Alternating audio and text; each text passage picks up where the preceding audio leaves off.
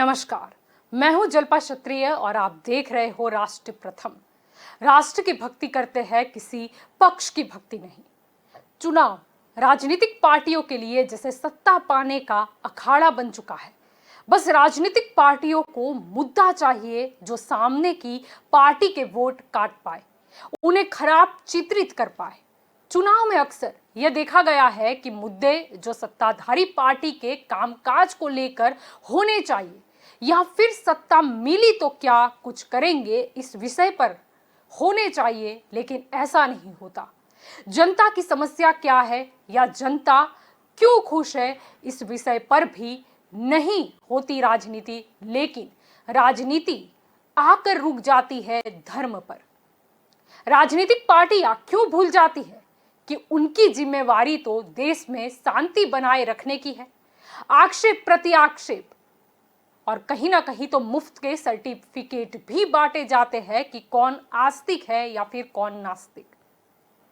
लेकिन हमारे देश का संविधान क्या कहता है, यह क्यों नेता और राजनीतिक पार्टियां भूल जाती है।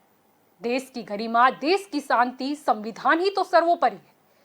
अब आज की ही बात करें तो सबसे पहले प्रेस कॉन्फ्रेंस में पार्टी के राष्ट्रीय संयोजक और दिल्ली के मुख्यमंत्री अरविंद केजरीवाल ने संबोधित किया।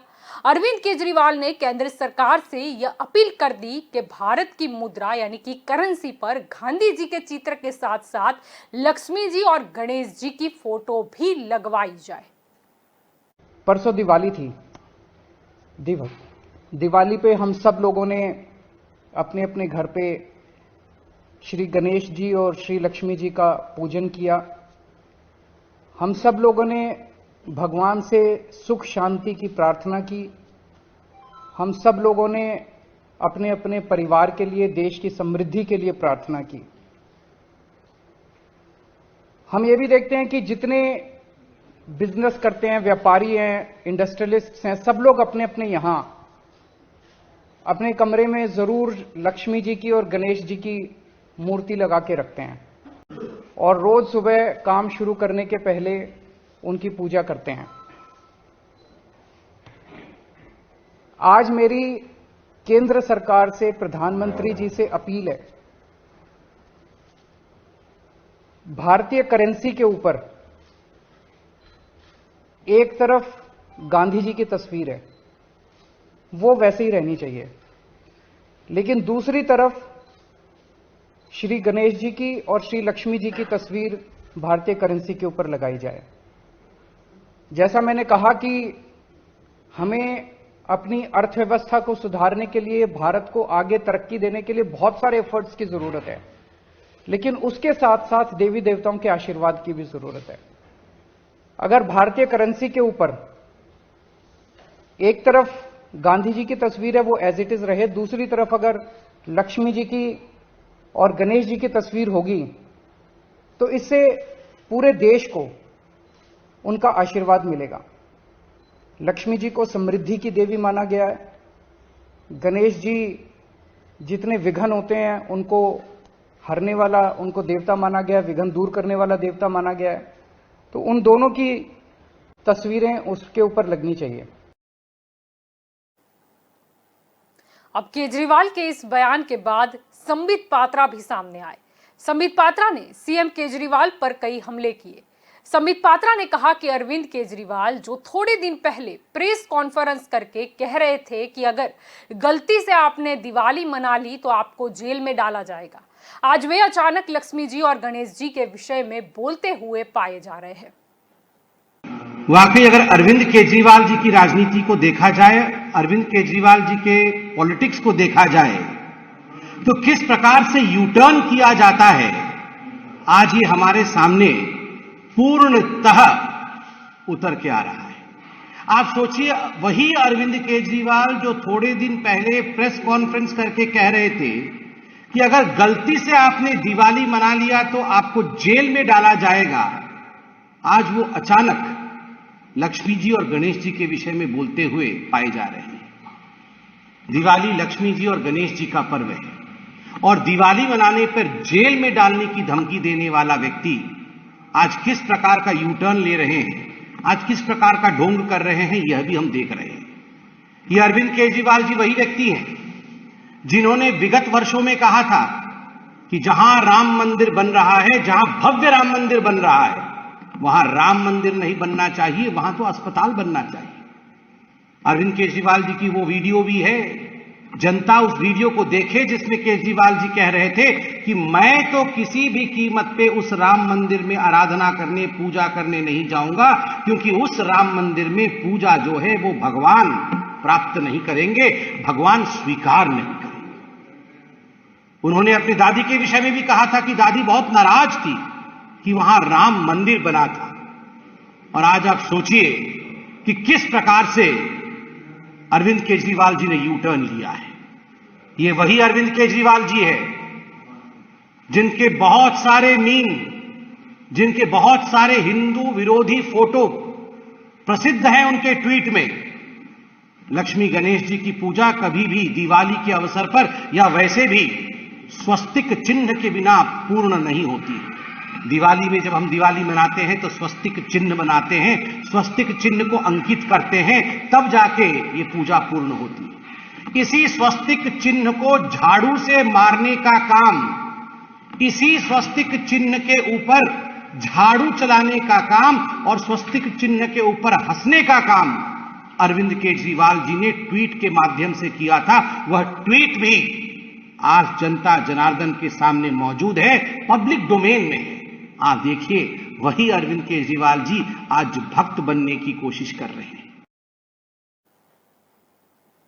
अभी अभी में ये पहली बार नहीं है कि धर्म को मुद्दा बनाकर आक्षेप प्रति आक्षेप हो रहे हैं, क्योंकि गुजरात और हिमाचल प्रदेश में चुनाव नजदीक है।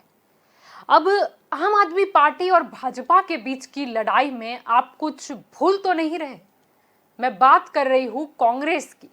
अब आपको यह भी बता दूं कि केजरीवाल के बयान के बाद दिल्ली कांग्रेस की ओर से भी एक रीट्वीट किया गया, जिसमें लिखा गया है कि केजरीवाल भूल चुके हैं कि भारत धर्मनिरपेक्ष देश है। उन्होंने संविधान की शपथ ली है। उन्हें संवैधानिक पद पर रहते हुए इस प्रकार की ओछी बयानबाजी, जिसमें उन्होंने हमारे देवी देवताओं को अपनी राजनीति का हथियार बनाया, यह नहीं करना चाहिए था। मुख्यमंत्री अरविंद केजरीवाल इस्तीफा दे। अब गुजरात पर आ जाते हैं, जहां चुनाव होने हैं इस वर्ष।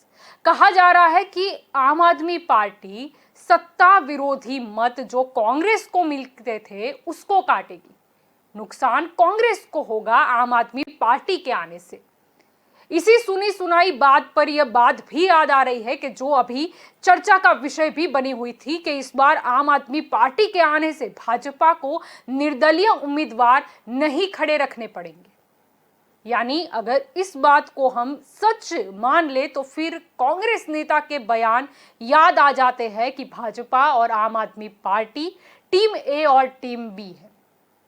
ठीक है, गुजरात से बाहर निकलकर भी प्रश्न तो यही है कि दीपावली, नए वर्ष के पावन अवसर पर केजरीवाल को करेंसी पर लक्ष्मी जी और गणेश जी की तस्वीर लगाने का यह विचार किस तरह प्रकट हुआ, या फिर कुछ दिनों से आम आदमी पार्टी के नेताओं के बयान से आम आदमी पार्टी की हिंदू विरोधी छवि दर्शाने का प्रयास हो रहा था। इस प्रयास के जवाब में आम आदमी पार्टी को भाजपा की हिंदुत्व की विचारधारा को परखना है, या कारण कुछ और है। वैसे तो केजरीवाल इंडोनेशिया की करेंसी के बारे में भी कुछ बता रहे थे, आइए करते हैं उस पर भी नजर।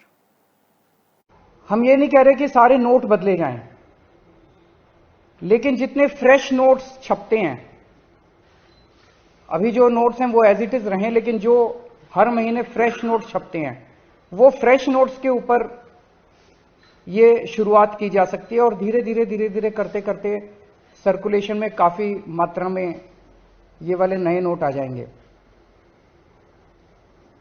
इंडोनेशिया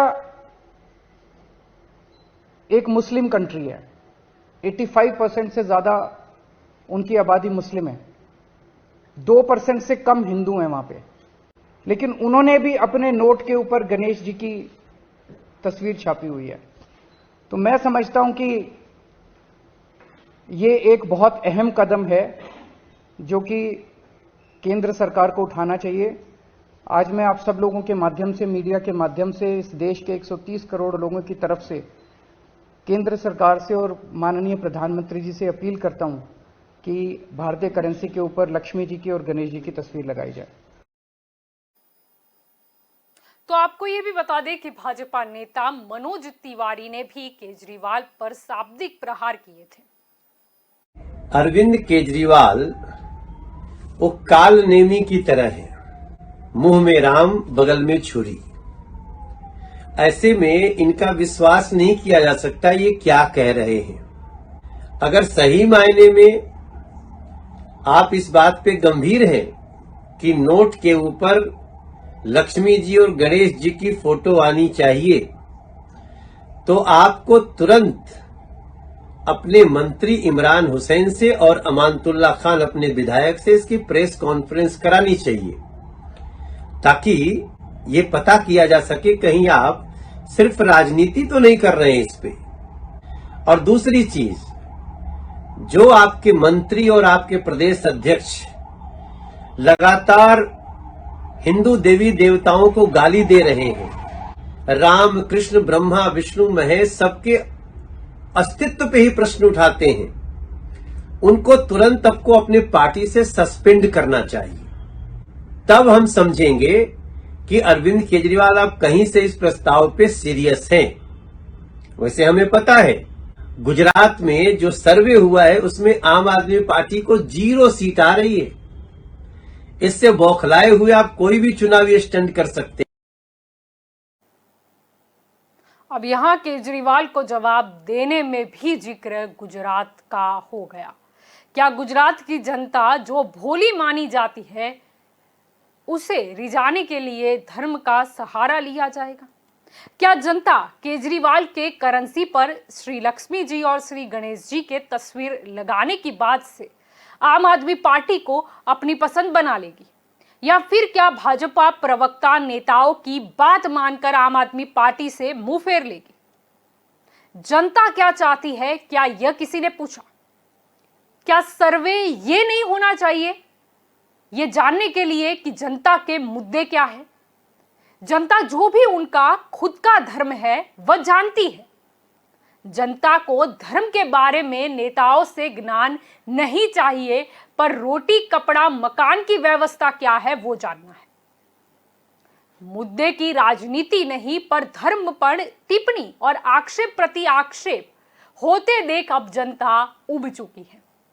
अब देखते हैं जनता को मुद्दों पर कब सवाल जवाब होते हैं आमने सामने वो दिखेंगे।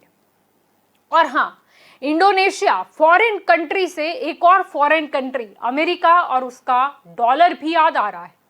मैं बात कर रही हूं कि मिलकर देश की सभी जनता चाहे किसी भी धर्म की हो उसे सहयोग करना है इंडियन करेंसी को मजबूत करने में, क्योंकि हमें विश्व गुरु जो बनना है।